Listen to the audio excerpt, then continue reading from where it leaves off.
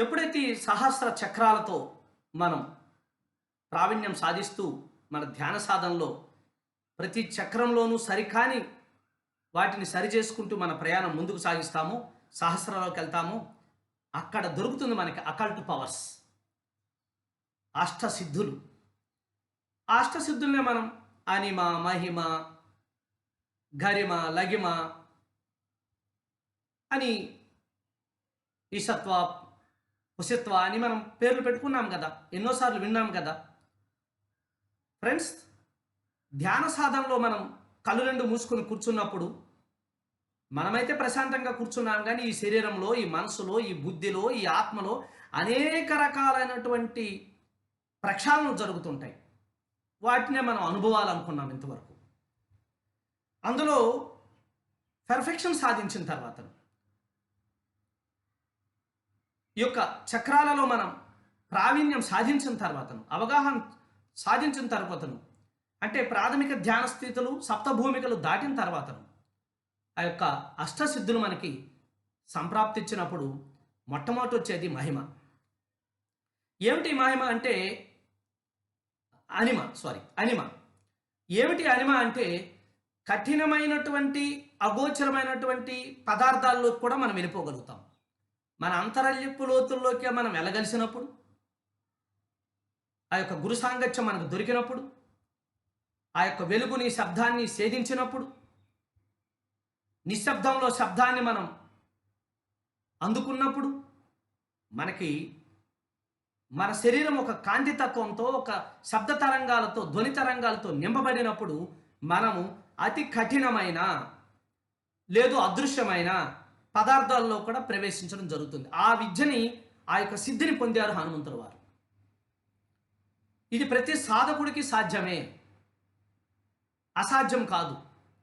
ఈవేళ వైద్య శాస్త్రం అంతా పివి =RT అన్న సూత్రం మీద ఆధారపడి ఉంది. Pressure into volume temperature. అందుకే డాక్టర్ దగ్గరికి వెళ్ళాలంటే ముందు టెంపరేచర్ అంతా చూస్తారు.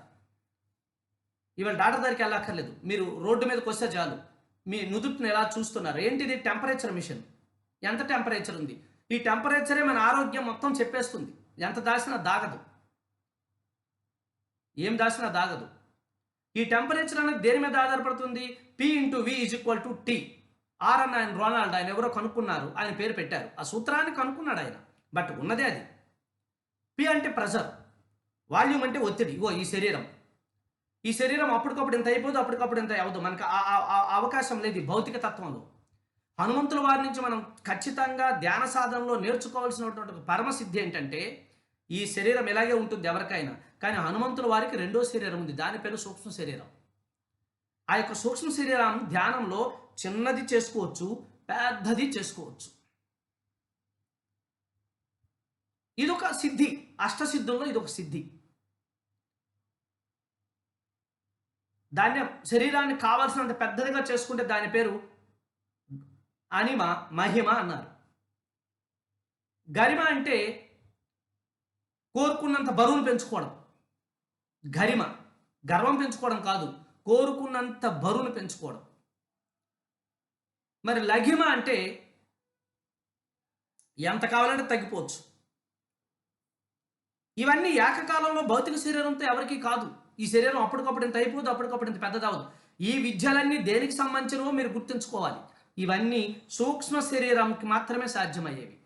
ఎవరైతే ధ్యానంలోకి వచ్చిన తర్వాత, ధ్యానం అంటే ప్రాథమికంగా ఒక అవగాహన ఏంటంటే, ఈ రోజు నుంచి నేను 2 శరీరాలతో జీవించాలి. ఒకటి భౌతిక శరీరం, 2 సూక్ష్మ శరీరం. ఈ ఘటాకాశము, చిదాకాశము. ఈ చిదాకాశాన్ని చిన్నది చేసుకోవచ్చు, పెద్దది చేసుకోవచ్చు, బరువు పెంచుకోవచ్చు, రూపం మార్చుకోవచ్చు, ఎక్కడికైనా తీసుకెళ్ళిపోవచ్చు, ఎందులోకైనా వెళ్ళిపోవచ్చు, కోరినవన్నీ పొందొచ్చు,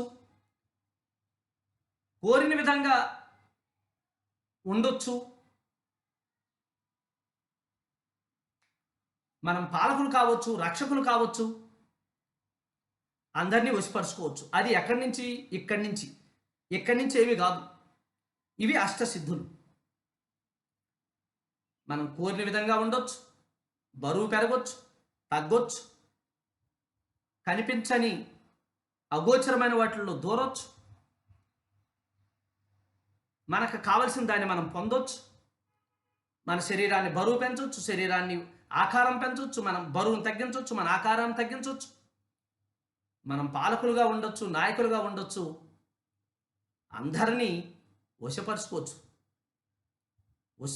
వశిత్వ చిట్ట చివరి సిద్ధి. ఇవి హనుమంతుల వారికి కాదు, ఎవరికైనా వస్తాయి. దానితోనే ఆయన రామాయణంలో అద్భుతమైన ఘట్టాన్ని చూపించాడు. ఇది తెలియనంత వరకు మనకి ఈ సూత్రమే వర్తిస్తుంది. PV is equal to T. Volume ఉంది. ఈ వాల్యూము ఇలాగే ఉంది, దీనికి ఏ సాధన ఏమీ లేదు.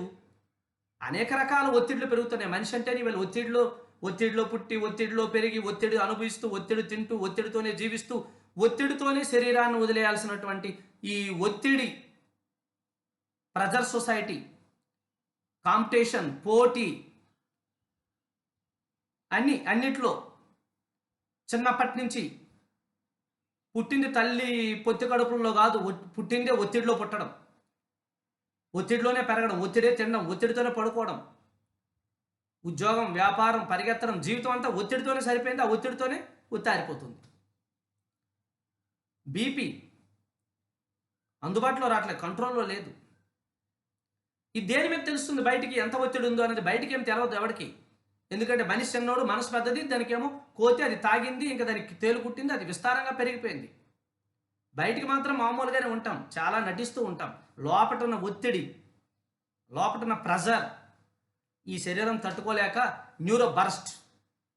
ఈ మధ్యన చాలా కేసులు వింటున్నాం, కార్డియక్ బరస్ట్. ఎస్, నరాలు చిట్లిపోతున్నాయి ఆ ఒత్తిడికి తట్టుకోలేక. ఇంత గ్లాసు ఉన్నప్పుడు అందులో ఎంత ద్రవం పోయాలో అంతే పోయాలి. అందులో ఇంత ద్రవం పోయాలని గట్టిగా ఒత్తిడి చేస్తే గ్లాస్ పగులుద్ది. అదే జరుగుతుంది ఇక్కడ. మరి కావాలా వద్దా? కావాలి. ఇది కావాలి. తర్వాత జనాలు కానీ హనుమంతుల వరకు ఆనాడే తెలుసు. దాన్ని చక్కగా రామాయణంలో మనం చూపించారు. ఆ సీతాదేవిని వెతుక్కుంటూ ఆయన శ్రీలంకకు వెళ్ళినప్పుడు, వారికి దొరికిపోయినప్పుడు, అమ్మ కోతి, నువ్వు ఎంత పని చేస్తావా? నువ్వు రాముడు వానరుడిగా వచ్చావా? సీతాదేవిని ఎత్తుకెళ్ళిపోవడానికి వచ్చావా? నీ పని చెప్తామని చెప్పి అంత ఒత్తిడి పెంచారు అందరూ. అప్పుడు ఆయన కావలసినంత పెంచాడు తోక. ఈ అష్టసిద్ధుల్లో ఒక సిద్ధి.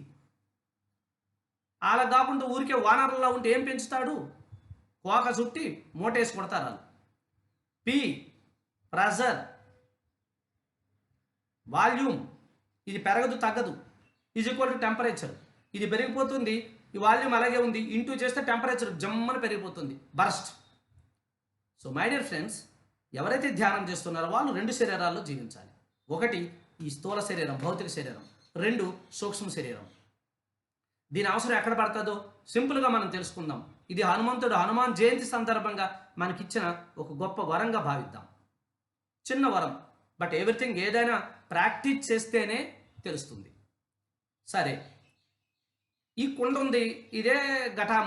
ఈ కుండకేమో ఎవడో సిల్లెడుతుంటాడు, ఉన్న ఒక మాట అంటారు, ఒక నచ్చం జరుగుతుంది, అంతే. ఆ రోజంతా అదే దుఃఖము, అదే గోల, ఆ ఆవేశాలు, కావేశాలు. ఇన్నాళ్ళు ఇంట్లోనూ ఒంట్లోనూ గోల. ఇప్పుడు వాట్సాప్లో కూడా అలా కల్లోలం చేస్తున్నాం మనకు వచ్చిన బీపీకి. సో మై డియర్ ఫ్రెండ్స్, ఎవరైతే ధ్యాన సాధన చేస్తున్నారో వాళ్ళు ఈ జీవితాన్ని, వాళ్ళ అవగాహనని ఈ చిన్న విద్యతో నేర్చుకుంటే హనుమంతుల వారు ఎనలేని సహాయం చేసిన వారు అవుతారు. ఏమీ లేదు, మనకి ఏదైతే బాధ పెడుతుందో, ఇంట్లో ఉన్నోలో, బయట ఉన్నోలో, ఒంట్లో ఉన్నదో, ఎవరో ఏదో ఒక మాట ఇసిరితే ఆ మాట మనకు బాధ పెడుతుంటే, ఈ మాట నాకు కాదు, నా సూక్ష్మ శరీరానికి, నా కళకి అని భావించండి. ప్రయత్నం అలాగే ప్రారంభించాలి. సిగరెట్లు ఎవరు పుట్టినప్పటి నుంచి చైన్ స్మోకర్ కాదు. దొంగతనంగా ముందు కాల్చడం ప్రారంభిస్తే ఏదో ఒక రోజు సిగరెట్లు చైన్ స్మోకర్ అయినట్లు ఏ ఆధ్యాత్మికత అయినా, ఏ సాధన అయినా అలాగే ఉంటుంది. మీకు ఏదైతే బాధ పెడుతున్న మాట ఉందో, మీ మిత్రుల నుంచో, బంధువుల నుంచో బాధ పెడుతున్న మాటలు ఉన్నాయో, బాధపడుతున్నారో, ఈ క్షణం మీరు ఈ హనుమాన్ జయంతి సందర్భంగా ఒక నిర్ణయం తీసుకోవాలి. నన్ను కాదు, నా సూక్ష్మ శరీరాన్ని వీళ్ళు అంటున్నారు అని దీన్ని తీసుకెళ్ళి దాంట్లో పడేయండి.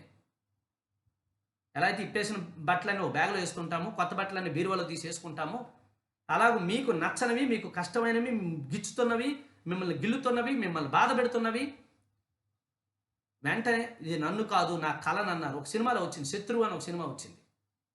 వాడు వచ్చి కొడుతుంటే కూడా కళ్ళలోనే కొడుతున్నాడు అంటాడు. కళ సూక్ష్మము, యాస్ట్రల్. మీకు జరుగుతున్న, మీకు కష్టమైన, మీకు బాధ అయినవి, తొందర ఏమీ లేదు, ఇదంతా కలలో జరుగుతుంది అని అనుకోండి. నానాటి బతుకు నాటకము కానక కన్నది కైవల్యం, తర్వాత చూద్దాం కైవల్యాన్ని.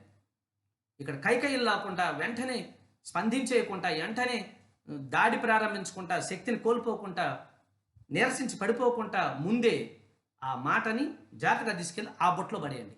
వీళ్ళు నా సూక్ష్మ శరీరాన్ని అంటున్నారు. ఇది ఎక్కడితో ప్రారంభిద్దాం అంటే ఇంట్లో వాళ్ళతోనే ప్రారంభిద్దాం. ఏమవుతుంది? నీ నీ మీద ఒత్తిడి లేదు, నీ వాల్యూమ్ అలాగే ఉంది, టెంపరేచర్ హాయిగా ఉంటుంది. P/V = T కదా. నువ్వు ఎప్పుడైతే ఇది ఎలాగే ఉంచుకున్నావో, లేదు ఇంకో పని చేయాలి. మీరు అలా ఎవరి మాటలైనా మీ శరీరం మీదకి తీసుకోవాలనుకుంటే ఈ శరీరాన్ని బాగా పెద్దది చేసేయండి అప్పటికప్పుడు, లేదు చిన్నది చేసుకోగలగండి. ఆ సాధ్యమైనా సాధించండి. అలా అయినా సాధ్యమవుతుంది, ఇలా అయినా సాధ్యమవుతుంది. అలా కాకుండా దీన్ని, ఈ వాల్యూమ్ని ఇలాగే ఉంచి, ఇంతే ఉంచి ప్రెజర్ పెంచుకుంటూ ఉంటే టెంపరేచర్ ఆటోమేటిక్గా పెరిగిపోతుంది. న్యూరో బరస్ట్, కార్డిక్ బరస్ట్, తీసవతల పడేయాల్సి వస్తుంది. సో భౌతిక ఆరోగ్య సూత్రానికి, ఆ యొక్క సూత్రాన్ని మనకు అందించిన రోనాల్డ్ గారికి ప్రణామాలు తెలియజేస్తూ, హనుమాన్ సందర్భంగా మనం ఈరోజు ఇంకొక సూత్రాన్ని తెలుసుకున్నాం. We have 2 bodies at least. One is physical body, one is astral body. నాకు నచ్చినవి, మెచ్చినవి, హాయిగా ఉన్నవి ఫిజికల్ బాడీలో వేసుకుంటాను. నాకు నచ్చంది, కష్టమైంది, బాధ పెడుతుంది యాస్ట్రల్ బాడీలో వేసుకుంటాను ఈ క్షణం నుంచి అని ఒక 6 మాసాలు వేసి చూడండి. హనుమంతుడికి దరిదాపుల్లోకి వెళ్ళిపోతారు మీరు, బలశాలిగా, బుద్ధిశాలిగా. ఎందుకంటే బలం పెరుగుతుంది, బుద్ధి పెరుగుతుంది, శక్తి కోల్పోరు. ఆ అకల్ట్ పవర్స్ మూలాధార నుంచి సహస్ర వరకు చక్రాలన్నీ చక్కగా శోభితమై, కల్మష రహితమై, మీలో ఉన్న అపారమైన శక్తిని మీ అంతరాయపు లోతుల్లోకి మీరు వెళ్ళి శోధించినటువంటి ఈ యొక్క అష్టసిద్ధులు మీకు వశమవుతాయి. ఆ రకంగా వాళ్ళు అక్కడ ఉన్నారు. వాళ్ళు ఇంకా ఒత్తిడి పెంచారు. ఎవడ క్లాసు ఇది కూడా రామాయణం ద్వారా, హనుమంతుడి ద్వారా, ఒక సూక్ష్మ శరీరం ద్వారా ప్రతి పిరమిడ్ మాస్టర్ తెలుసుకోవాల్సిన పరమ సత్యం. ఎవరైతే అలా ఉన్నారో వాళ్ళు ఏం తక్కువైపోయిన వాళ్ళు కాదు. వెంటనే రెస్పాండ్ అవ్వకపోతే, వెంటనే దాన్ని గందరగోళం చేయకపోతే, వెంటనే శక్తిని కోల్పోకపోతే, ఎవరైతే ఆ నిబ్బరంతో, అది మనం 21 సూత్రాల్లో చిట్ట చివరి సూత్రం, ఆ నిర్మలతతో, ఆ ప్రశాంతతతో వారి పాత్ర లేనప్పుడు బాధపడాల్సిన అవసరం ఏంటి? ఎవరు అంటే మాత్రం వారి భావన లేనప్పుడు, వారి ప్రయత్నం లేనప్పుడు, దానికి నేను కారణం చేసినంత మాత్రాన బాధపడ, దానికి వివరణలు సవరణలు ఇచ్చుకొని ఆగ మేఘాల మీద నిరూపించాల్సిన పని లేదు. Wait wait wait. ఎప్పుడైతే అలా వెయిట్ చేస్తుంటామో ఇంకా రెచ్చిపోతారు. ఈసారి ఆ గుడ్డలతో పాటు ఆయిల్తో ఉన్న గుడ్డలు కూడా చుట్టారు. ఇంకా రెచ్చిపోతారు, ముట్టించారు. ఎవడ తగలడింది, ఎవడైతే ముట్టించాడో వాడి కొంప తగలంది, వాడి లంక తగలబడింది. ఆంజనేయుడికి వచ్చిన ఇబ్బంది లేదు, సీతకు వచ్చిన సమస్య లేదు, రాముడు వారికి వచ్చిన కష్టము లేదు.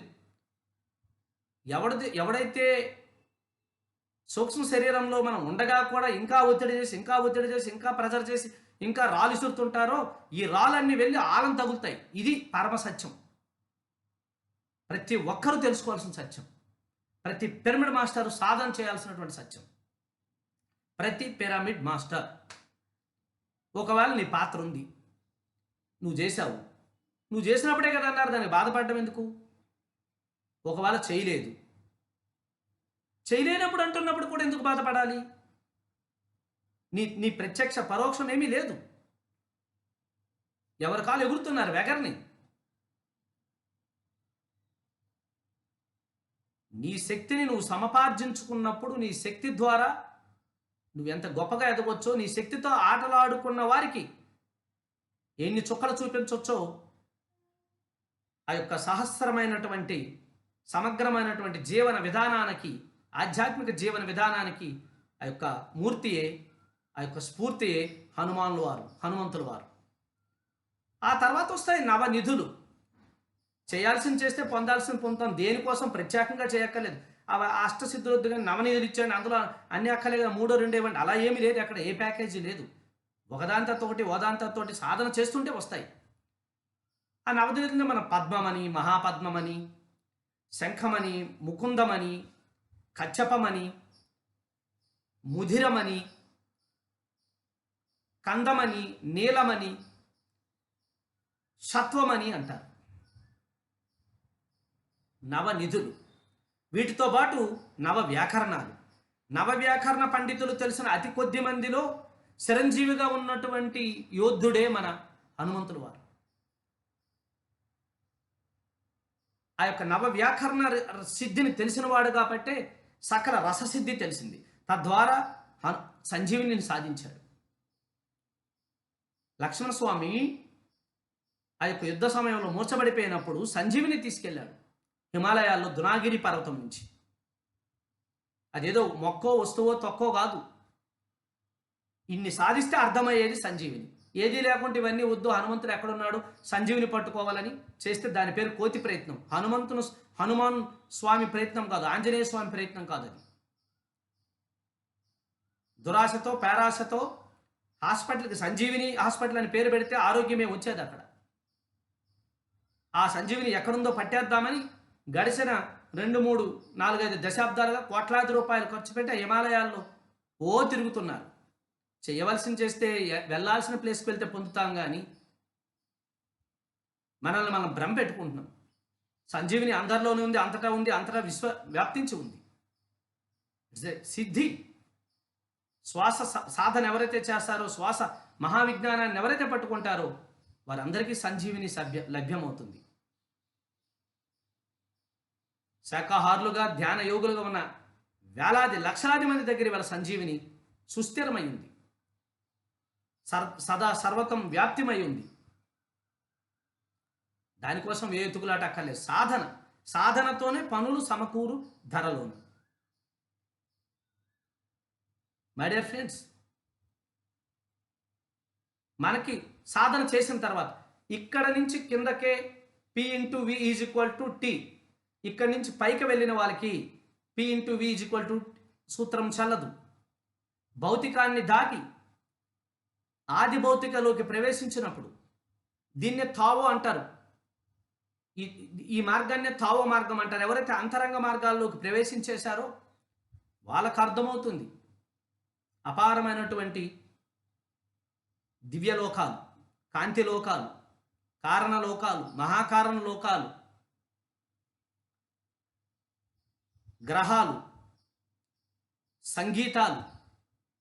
ఒకటేమిటి, సమస్త విశ్వము శృతి అవుతుంది. శృతితో పాటు స్మృతి కూడా అవుతుంది. శృతి ఉంటే స్మృతి, స్మృతి ఉంటే శృతి, లేదంటే అపశృతే. మానవాళిని హనుమానులుగా అమేయమైనటువంటి శక్తి సంపన్నులుగా తీర్చిదిద్దడానికి ఆ లోకం నుంచి ఈ లోకానికి ఏతించి ఎప్పటికీ చిరంజీవిగా ఉన్నటువంటి మహనీయులే హనుమంతులు వారు. హిమాలయాలలో యమునోత్రి నది పరివాహక ప్రాంతంలో మనం యమునోత్రి నుంచి వస్తున్నప్పుడు ఆ యొక్క బండారు పర్వత శ్రేణులు ఉంటాయి. బందరు పురంధర పర్వత శ్రేణి అంటారు. బండరు పురంధర పర్వత శ్రేణులు. ఆ పర్వత శ్రేణుల్లో పర్వత శ్రేణులు పాదాల దగ్గర ఒక కుగ్రామం ఉంటుంది. పహడి, గడవాల పహడి. అక్కడ ఒక పెద్ద వృక్షాలు, మర్రి చెట్లు లాంటివి 2 ఉంటాయి. కింద ఉంటుంది కాబట్టి పైన ఏ చెట్లు ఉండవు, కింద కాబట్టి ఉంటుంది. పక్కన చిన్న చిన్న చలయేర్లు ఉంటాయి. అక్కడ ప్రతి సంవత్సరానికి 2 సార్లు హిమాలయాలలో ఆ పల్లెలలో కోతులు, వానరులు రావడం సహజం. ఎన్నో వస్తుంటాయి, సమూహాలుగా పోతుంటాయి. అదేం పెద్ద విషయం కాదు. కానీ ప్రతి సంవత్సరము 2 ప్రాంతాలలో, అది పుష్యమాసం,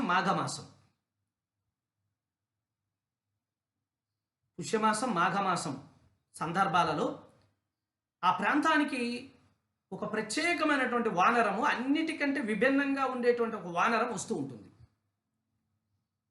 పెద్దగా అతి వృద్ధాప్యంతో ఉంటుంది. ఆ వానరముకి ఎన్నో వానరాలు, పళ్ళు, పలహారాలు ఇస్తుంటుంది. ఏది ముట్టదు. మిగతా కోతుల్లో అది వ్యవహరించదు. అక్కడ ఉన్నటువంటి ఆ పహడీ ప్రాంత వాసులందరికీ చాలా సుపరిచితం ఈ సందర్భం. ఎందుకంటే ఎన్నో ఏళ్ళగా జరుగుతుంది. అందరూ చూస్తున్నారు దాన్ని.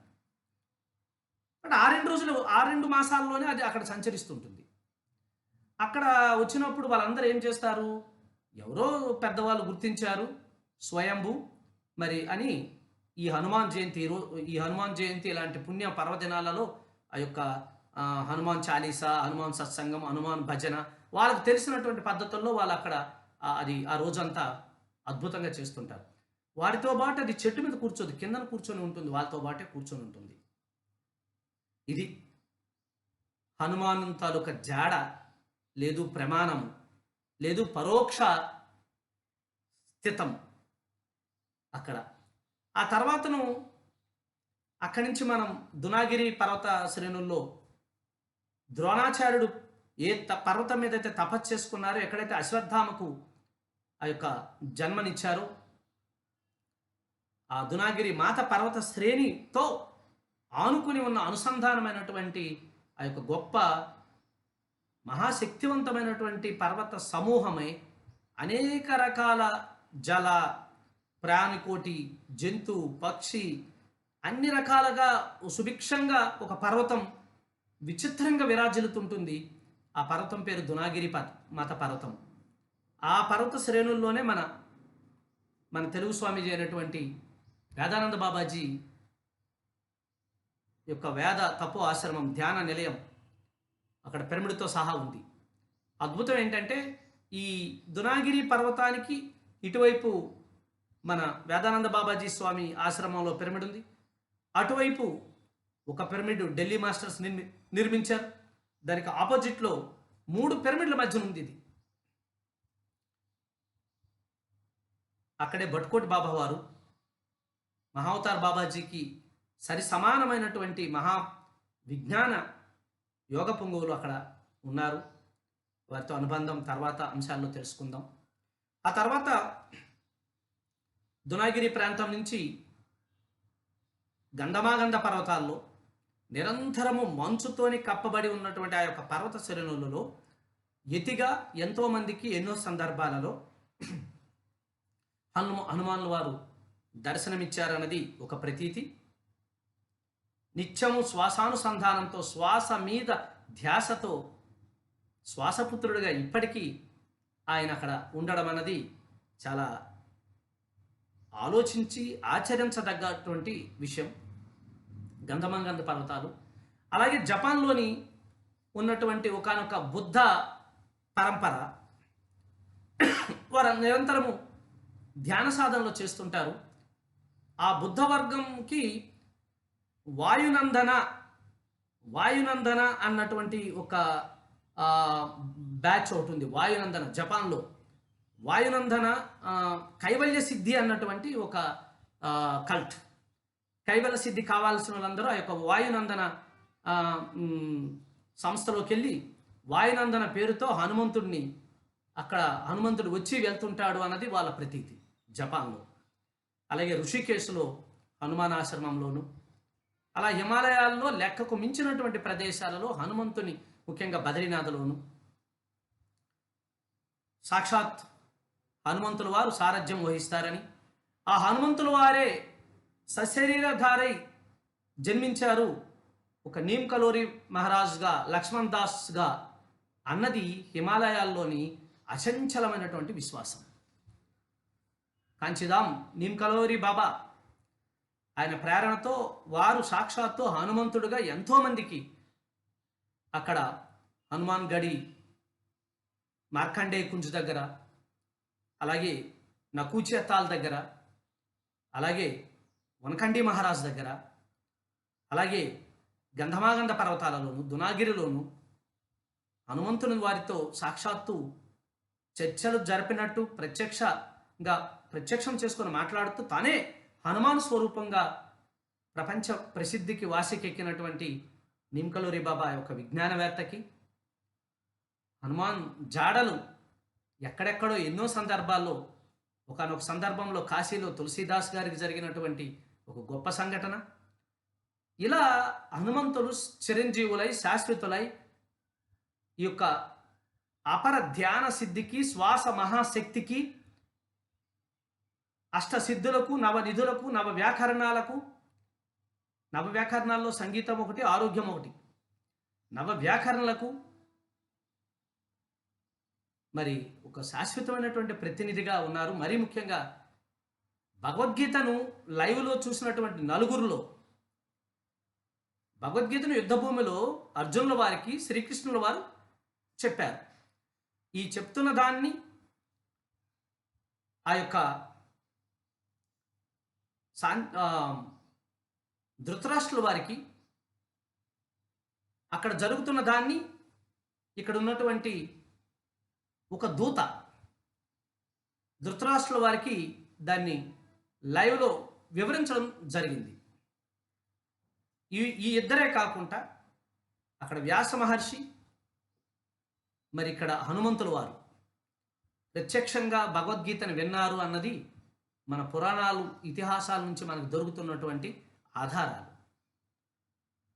భగవద్గీత కేవలం చెప్పబడింది యుద్ధభూమిలో, కానీ ఆ యుద్ధ క్షేత్రాన్ని సరిగా చూడలేని ఒక శాపంతో ధృతరాష్ట్రుడుగా ఉన్నటువంటి ఆ కురు వృద్ధునికి మరి అక్కడ ఏం జరుగుతుందో చెప్పాల్సినటువంటి బాధ్యత ఒక ఆయనకు అప్పచెప్పారు. కాబట్టి ఆయన ఆ యొక్క భగవద్గీతను ఆయనకు చెప్తూ ఉన్నాడు. ఈ ఇద్దరే కాకుండా ఇక్కడ వశిష్ఠుల వారు, మరి హనుమంతుల వారు. ఎందుకంటే హనుమంతుల వారిని ఆ యొక్క రథము పైన, కృష్ణార్జున రథం పైన, వారి రథానికి గుర్తుగా క్షేత్రపాలకుడుగా, సమర సింహంగా హనుమంతుల వారిని వారు అధిష్ఠించడం, ఎక్కడైతే నామ మంత్రం ఉంటుందో, ఎక్కడైతే వైబ్రేషన్ ఉంటుందో ఆ నామ కేంద్రం దగ్గర దాని ఆ యొక్క తరంగాలు తాకుతాయి. కాబట్టి ఆ రకంగా హనుమంతుల వారు కూడా ఆ యొక్క భగవద్గీతను ప్రత్యక్షంగా చూడడం మనం ఇక్కడ తెలుసుకోవచ్చు. సో మై డియర్ ఫ్రెండ్స్, ఈ హనుమ జయంతి సందర్భంగా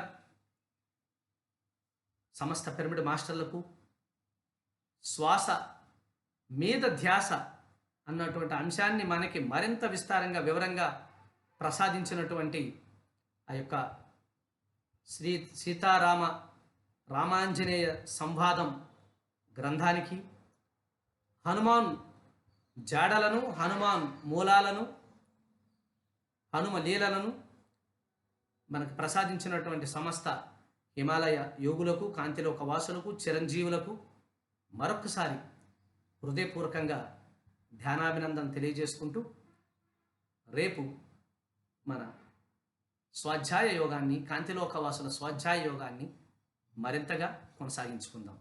thank you, thank you, thank you.